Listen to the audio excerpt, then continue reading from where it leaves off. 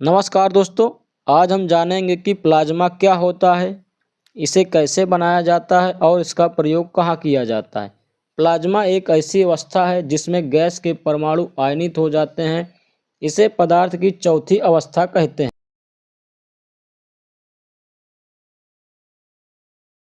हैं। जैसे ठोस को गर्म करने पर द्रव में बदल जाता है और द्रव को गर्म करने पर गैस में, इसी प्रकार गैस को गर्म करने पर प्लाज्मा में बदल जाता है।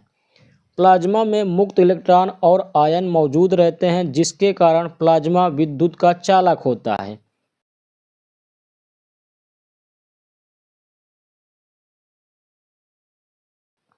आइए हम जानते हैं कि प्लाज्मा कैसे बनता है।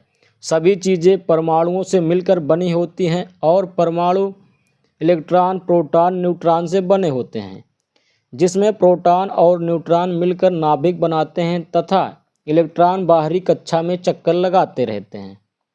सभी परमाणुओं में इलेक्ट्रॉन तथा प्रोटॉन की संख्या बराबर होती है, इसीलिए परमाणु उदासीन रहता है। अगर परमाणु से एक इलेक्ट्रॉन निकाल लिया जाए तो एक प्रोटॉन ज़्यादा होने की वजह से उस पर धन आवेश आ जाता है। इस अवस्था को आयन कहते हैं। इलेक्ट्रॉन निकालकर आयन बनाने की इस क्रिया को आयनाइजेशन कहते हैं। इसके लिए हमें बाहर से ऊर्जा देनी पड़ती है, जिसे आयनाइजेशन ऊर्जा कहते हैं। गैसों को ऊर्जा देने का सबसे आसान तरीका है गैसों का तापमान बढ़ाना।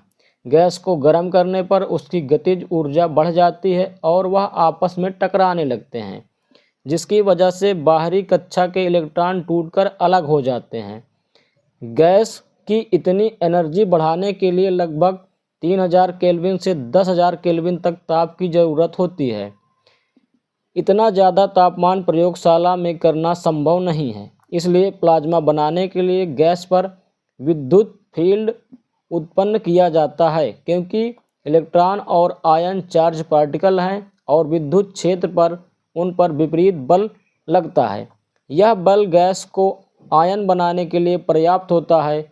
विद्युत क्षेत्र इलेक्ट्रॉन और आयन पर बल लगाकर इन्हें त्वरित गति प्रदान करता है, जिससे इलेक्ट्रॉन और आयन दूसरे परमाणु से टकराकर उन्हें आयन बना देते हैं।